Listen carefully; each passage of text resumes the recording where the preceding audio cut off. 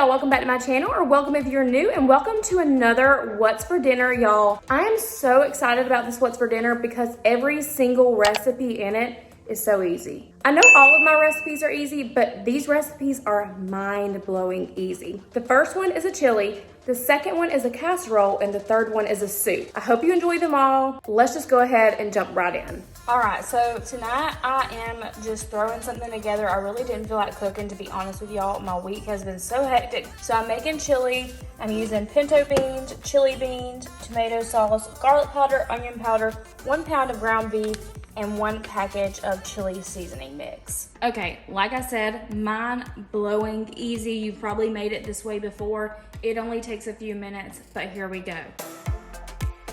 Go ahead and add your ground beef to your pot and let it start browning. So I am going to break up my ground beef just a little bit. So actually, I usually make my chili in the crock pot, but I'm on a time crunch. So I'm just browning the ground beef in the same pan I'm gonna cook the chili in. But of course, I'm going to drain it first and bring it back to the stove. Okay, once we get to this point and we have our ground beef drained, we're gonna go ahead and season our beef with some onion powder. We're also gonna season it with some garlic powder. We're gonna add 1 can of pinto beans. We're gonna add 1 can of chili beans. And sometimes I make more of this recipe. I'll use 2 pounds of ground beef, 2 cans of chili beans, and sometimes extra chili powder. It just depends on the day.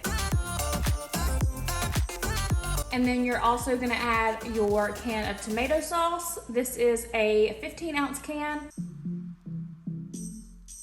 And last but not least, we are going to add our chili seasoning mix.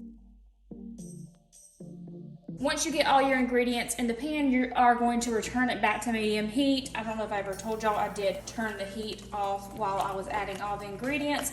I'm gonna stir it up. Now, you could add some peppers or whatever you want to yours. I know some people like to add noodles, some people like to add corn. Me and Alex like to add peppers, but since the girls are here tonight, we're not gonna add peppers. We usually only do that whenever they are not home. Super excited about this, and you only have to cook it for about 15 to 20 minutes and it's done.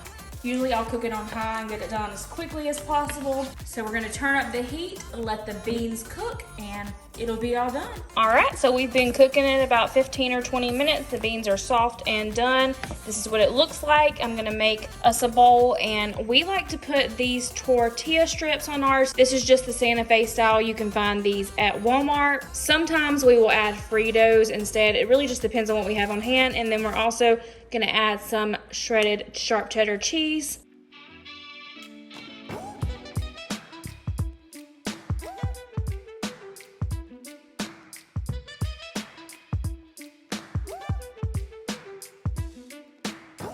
All right, so here is your bowl of chili. That is literally all you do. It takes no time to make the entire pot of chili. Plus this, I just added some shredded cheddar cheese on this and some of those tortilla strips, and we are good to go. Okay, so tonight's recipe, it's going to blow your mind. I know people probably say that all the time, but this is one of those that I'm really serious. It's mind-blowing how easy and delicious it is. So, can you guess by the ingredients what we're gonna be making? Well, if you can't, we are gonna be making bacon cheeseburger tater tot casserole. This is the easiest and most yummiest casserole of life. But the first thing you need to do is brown your ground beef. You're gonna need 2 pounds of ground beef. Later on, we will come back and make a mixture and use this cheddar cheese soup. We will go light on the sour cream, but we will use some sour cream. If you've been here a while, you know how I feel about sour cream. You know how Alex feels about it too. We're gonna use this entire 32-ounce bag of tater tot, and then you're gonna need some cooked bacon. I'm gonna cheat and use this one that I get from Sam's Club. I love this, it's the greatest thing in the world. And then you're gonna also need 2 of these, 2 cups of shredded cheddar cheese.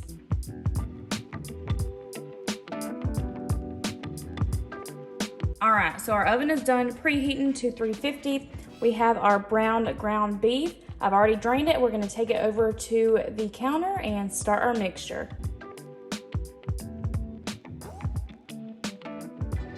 Okay, so the next thing you're gonna add is cooked bacon, and I did go ahead and grab 6 or 7 slices of it, and I'm just gonna cut it up with my kitchen scissors and add it to the bowl.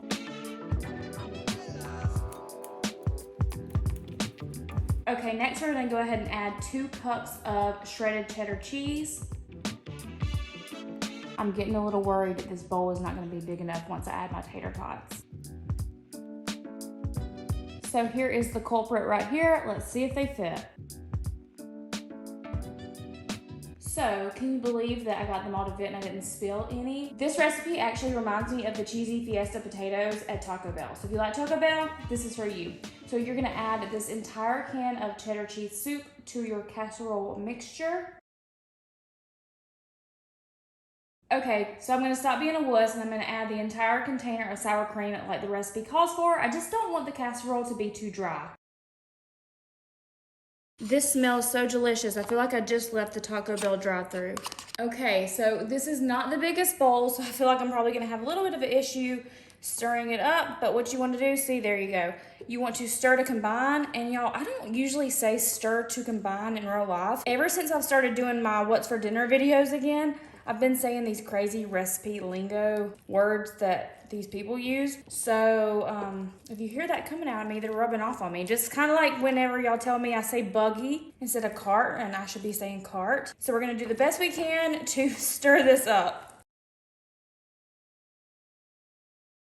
Okay, I think I mixed it as best I can. I actually have a very similar pain condition to fibromyalgia.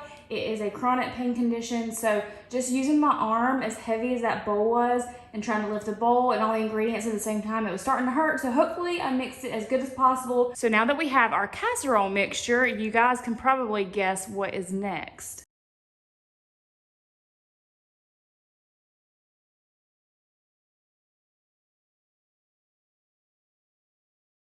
So once we've poured our entire mixture into the 9x13 pan and sprayed it, we are going to spread it out. I'm just using my little Christmas spatula. What is this called? A cake spatula? A batter spatula? An icing spatula? What is this called? All right, so we have our mixture and we're gonna pop it in the oven on 350 degrees. And you're gonna cook it about 45 minutes to an hour. It really just depends on your stove. So I'm gonna come back and look at it at 45 minutes, but that is literally all you do and it's done. So I'll show you what it looks like when I take it out of the oven. Also, y'all, this is not a drill. I want y'all to check out my floor. I need to vacuum it while I'm waiting on my food to cook. I mean, look at my kitchen floor. I don't know if it's ever been this dirty the entire time I've lived in this house. It's been one of those weeks. It's been one of those months, rather, shall I say.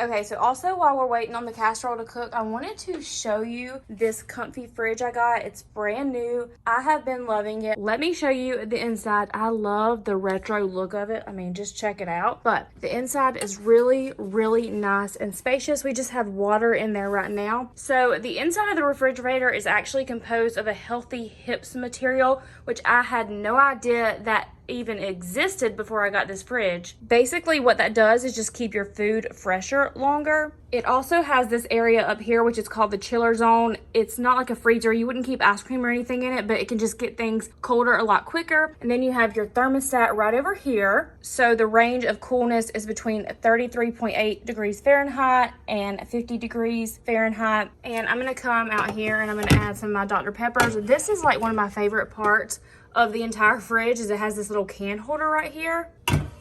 So the two front legs are adjustable, so you can basically put this fridge wherever you want to put it. You can put it in your garage like we have, at your basement, your dorm room, your apartment, wherever you want to put it. Look how cute and retro this is. I love it. So the fridge I have is actually a 3.3 cubic foot refrigerator, so make sure you remember that. And then I will leave the link down below in the description box if you want to check it out. It's such a good price for what you're getting. If you want a smaller one, there's also a smaller option as well, so I'll link that down below too. But let's go ahead and get back to our recipe and see if it's done. All right, so mine has been in here for about almost 50 minutes. I lost track of time. I only wanted to do 45 minutes because my stove usually cooks it at like the minimum. So I'm gonna go ahead and take it out, but look how good it looks. I better get out of here before I get burnt. Look at that cheesy cheeseburger goodness. Can you hear it?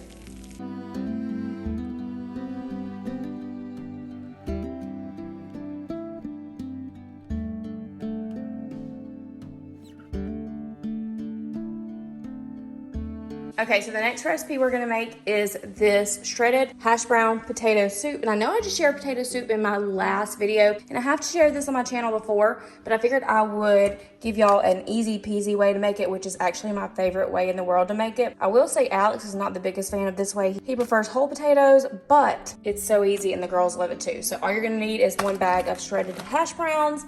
I usually use 3 cans of chicken broth, and this is 32 ounces and this is 14.5. So I'll probably just use both of those, and then you'll just need 1 can of cream of chicken. Oh, and don't let me forget, I always forget this. Well, not in my recipe, but I forget to tell it. Cream cheese. You're gonna need 1 8-ounce block of cream cheese. All right, so the first thing we're gonna do is add the hash browns. The next thing you're gonna do is add 3 cans of chicken broth. This is what I have on hand right now that I need to use. So I'm gonna use this one and then the other can.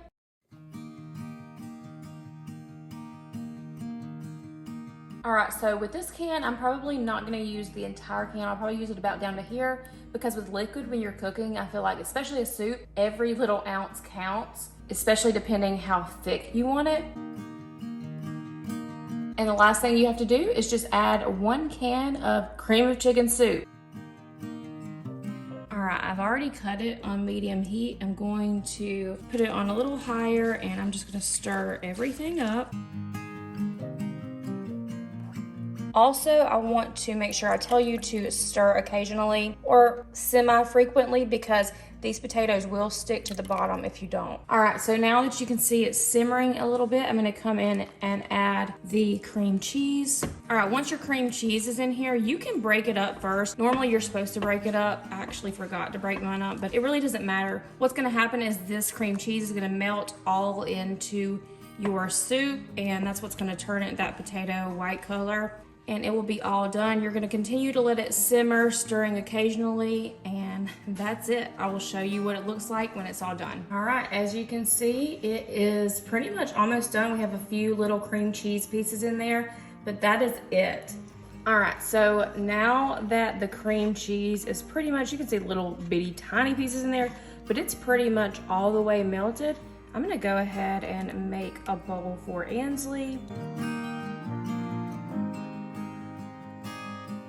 All right, thank you guys so much for watching this video. I hope you enjoyed it. If you enjoy seeing new recipes every week, make sure you subscribe to my channel. I always have a new What's for Dinner video on my channel go up every Sunday with new and easy recipes I can share with you. And thumbs up if you enjoyed this one, and I will see you guys in my next one. Bye.